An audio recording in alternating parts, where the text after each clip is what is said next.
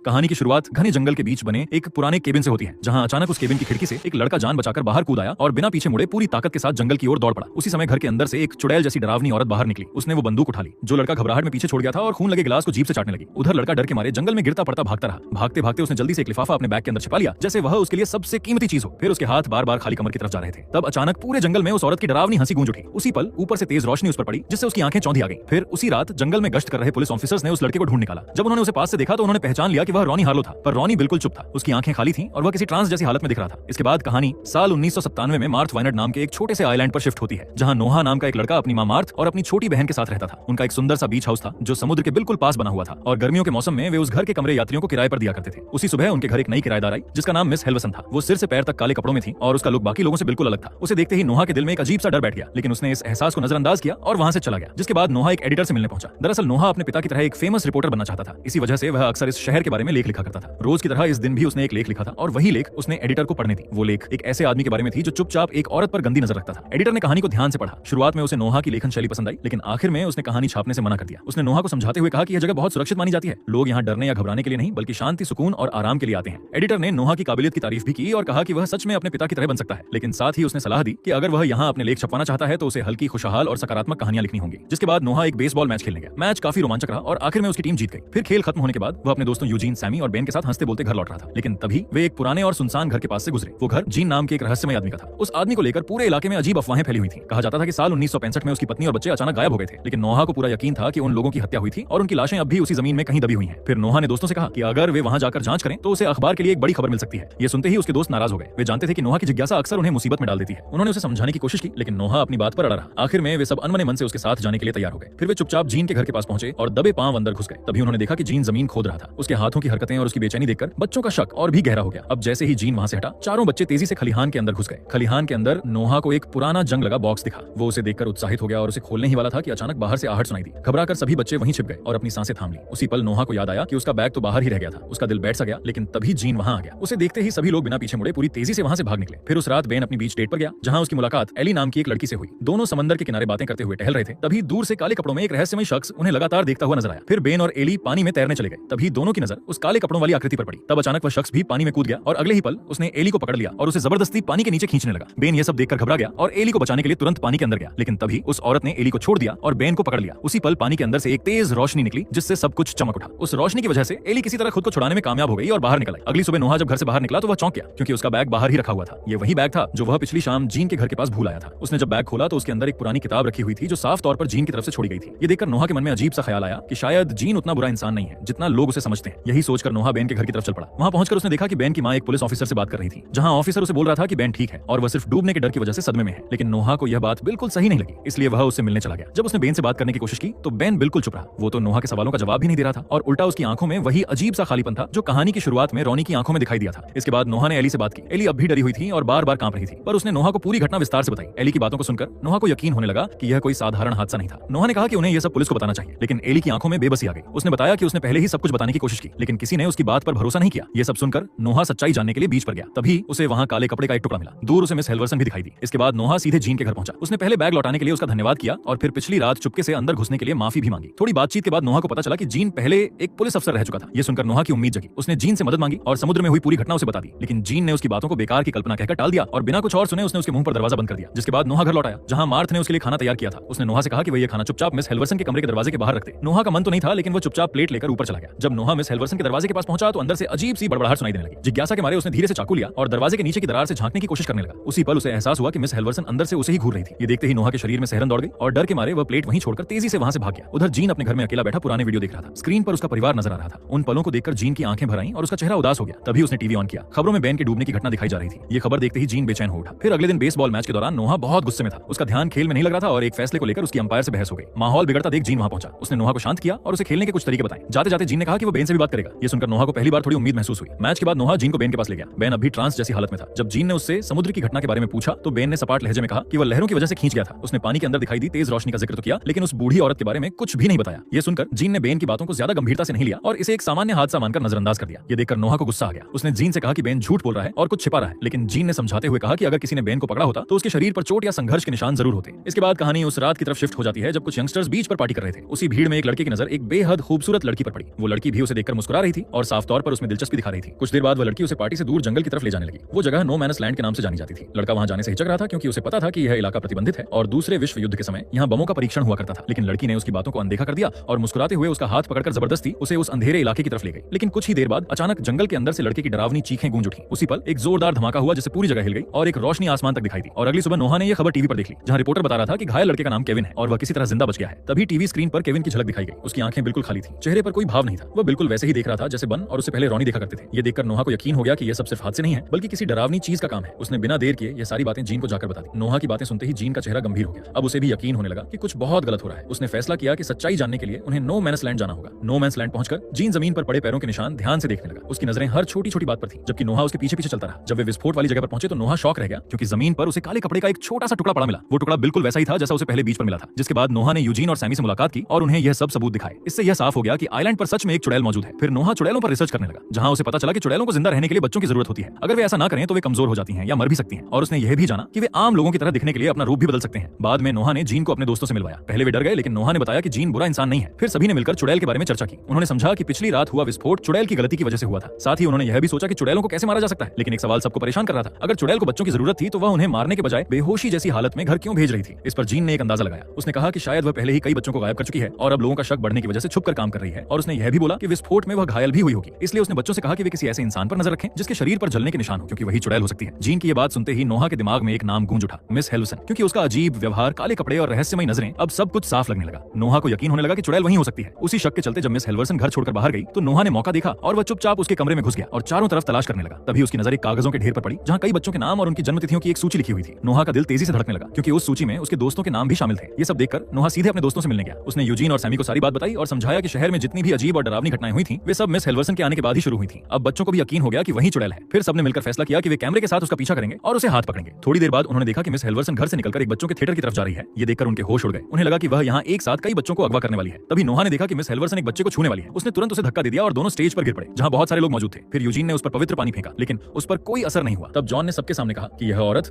विच है, लेकिन मिस हेल्वसन ने खुद को बच्चों की किताबें लिखने वाली लेखिका बताया और कहा कि वो यहाँ सिर्फ स्टोरी पढ़ने आई थी। फिर जॉन ने उस अजीब भाषा का जिक्र किया जिसे वह रूम के अंदर बोल रही थी। इस पर वह गुस्से में बोली कि वह लैटिन में प्रार्थना करती है। इस शर्मनाक घटना के बाद गुस्से में आई मिस हेल्वसन ने गेस्ट हाउस छोड़ने का फैसला कर लिया, जबकि मार्था उससे माफी मांगती रहती है। उसने पूरे सीजन का बचा हुआ पैसा भी वापस मांगा। उसके जाने के बाद जॉन ने अपनी मां से माफी मांगी, लेकिन गुस्से में मार्थ ने उसे अपने सामने से जाने को कह दिया।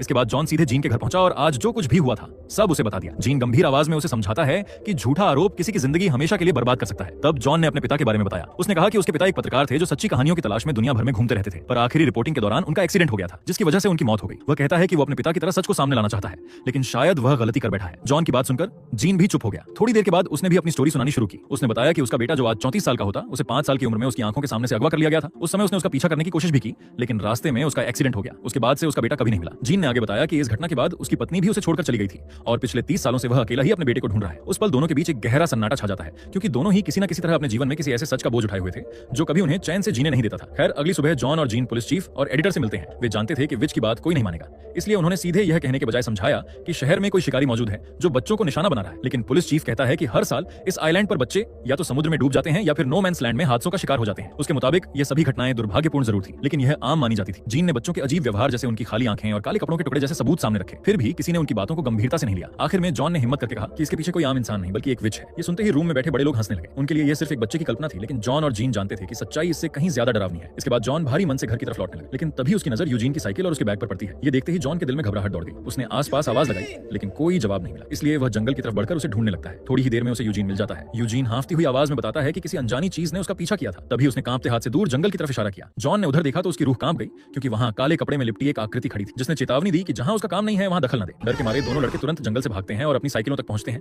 वहां यूजीन ने गुस्से में जॉन से कहा कि वह उससे दूर रहे, क्योंकि उसकी वजह से ही इस मुसीबत में फंस गया है। इतना कहकर यूजीन वहां से चला जाता है। अब जॉन अकेला खड़ा रह गया। तभी उसकी नजर अपने जूतों पर पड़ी, जहां जूतों पर लाल समुद्री घास लगी हुई थी। फिर अंधेरे में घर जाते समय अचानक एक कार कहीं से आती है और उसका पीछा करने लगती है। यह देखकर जॉन पूरी ताकत से साइकिल चलाने लगता है और किसी तरह जीन के घर पहुंच जाता है। उसने बताया कि एक कार उसका पीछा कर रही थी, लेकिन जब जीन बाहर देखने गया तो वहां कोई गाड़ी नहीं थी। जिसके बाद जीन ने जॉन को न्यू हैम्पशायर के एक शहर के बारे में बताया, जहां पहले भी कई बच्चे गायब हुए थे। उसने रॉनी हार्लो का जिक्र किया, जो गायब होने के बाद लौटने वाला पहला बच्चा था और जिसकी आंखों में वही खालीपन होता है। जीन को अब पूरा यकीन हो गया था कि इन सभी घटनाओं के पीछे एक ही सच्चाई छिपी होती है, इसलिए वह वहां जाने का फैसला करता है ताकि रॉनी से मिलकर कुछ पता लगाया जा सके। फिर जीन ने किसी तरह रॉनी को ढूंढ लिया और उससे बात करने की कोशिश की, लेकिन वह बिल्कुल प्रतिक्रिया नहीं दे रहा था। तभी जीन ने उसके बैग की जांच की और उसमें विचेज पर लिखी एक किताब मिली। उसे एक लिफाफा भी मिला जिसमें अलग अलग बेसबॉल टीमों की तस्वीरें और एक चाबी थी। उस चाबी से जीन अलमारी में रखा एक छोटा बक्सा खोलता है। उसके अंदर विच विच का नक्शा, अखबार की कतरने और चांदी की गोलियां रखी थी। अब जीन को यकीन हो गया कि रॉनी इस रहस्य की तह तक पहुंच चुका था। फिर यह सब लेकर जीन अपने घर की ओर निकल पड़ता है, पर रास्ते में अचानक उसने गाड़ी रोक दी और नक्शे और तस्वीरों को ध्यान से देखने लगा। तब उसे समझ आ गया कि यह तस्वीरें अलग अलग शहरों और समय की बेसबॉल टीमों की थी, लेकिन उनमें एक चीज समान थी कि हर तस्वीर में वही अंपायर मौजूद था। उधर जॉन एक और बेसबॉल मैच खेल रहा था। तभी उसकी नजर अंपायर के जूतों पर पड़ी, जिन पर लाल समुद्री घास चिपकी हुई थी। उससे भी ज्यादा डरावना तब हुआ जब उसने अंपायर के हाथ पर जलने का निशान देखा। तभी जॉन को एहसास हुआ कि वह जिस विच को ढूंढ रहा था वह शुरू से उसके सामने ही था। मैच खत्म होते ही जॉन ने यूजीन और सैमी को एक तरफ बुलाया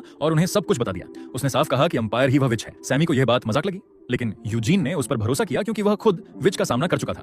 यूजीन ने बताया कि उसे अंपायर का पता मालूम है और तीनों ने वहां जाने का फैसला किया। कुछ ही देर में वे कैमरा और एक बेसबॉल बैट लेकर अंपायर के घर पहुंच गए। फिर चुपचाप अंदर घुसकर वे सब कुछ रिकॉर्ड करने लगे। तभी जॉन ने देखा कि अंपायर के पास कई नकली पहचान पत्र थे। वहीं यूजीन और सैमी को कई बच्चों के जूते मिले। तभी अचानक अंपायर उनके सामने आ गया और उन्हें बेहोश कर दिया। कुछ देर के बाद जब उन्हें होश आया तो उन्होंने खुद को रस्सियों से बंधा हुआ पाया। तभी अंपायर उनके सामने आया। उसके हाथ में 2 चाकू थे जिनकी धार हल्की रोशनी में चमक रही थी। वह बोला कि वह महीनों से भूखा है और अब खुद को रोक नहीं पा रहा है। फिर वह अपनी सच्चाई बताने लगा कि जिंदा रहने के लिए उसे बच्चों का शिकार करना पड़ता है और हर कुछ सालों में अपनी पहचान और जगह बदलनी पड़ती है। आखिर में उसने कहा कि मार्थ वाइनर्ड उसके लिए सबसे सही जगह थी क्योंकि हर गर्मी में यहाँ बच्चों की भरमार रहती थी। वो हंसते हुए बोला कि सिर्फ बच्चों की जवानी पीना काफी नहीं होता। ये कहते हुए उसने तीनों की तरफ देखा और ठंडी आवाज में कहा कि अब उनकी बारी है। फिर उसने जॉन को पहले खाने का फैसला किया। जैसे ही उसने जॉन को छुआ उसका असली डरावना रूप सामने आ गया और वह जॉन को घसीटते हुए अंदर ले जाने लगी। तभी जॉन ने अपना लाइटर दोस्तों की तरफ फेंक दिया। फिर वे जॉन को रसोई में ले गई। वहीं सैमी और यूजीन ने लाइटर से खुद को आजाद कर लिया। फिर सैमी ने बैट से विच को निशस्त्र किया और यूजीन ने जॉन को छुड़ाने में मदद की। तभी जीन वहां पहुंचा और उसने विच पर गोली चलाई, लेकिन उस पर कोई असर नहीं हुआ। इसके बाद जीन ने चांदी की गोलियां इस्तेमाल की। इस बार गोली लगते ही विच की आत्मा बाहर निकलने लगी, जिससे साबित हो गया कि चांदी असर करती है। हालांकि विच फिर से खुद को संभालने में कामयाब हो गई। जिसके बाद जीन ने बच्चों से वहां से भाग जाने को कहा, लेकिन जॉन पीछे नहीं हटा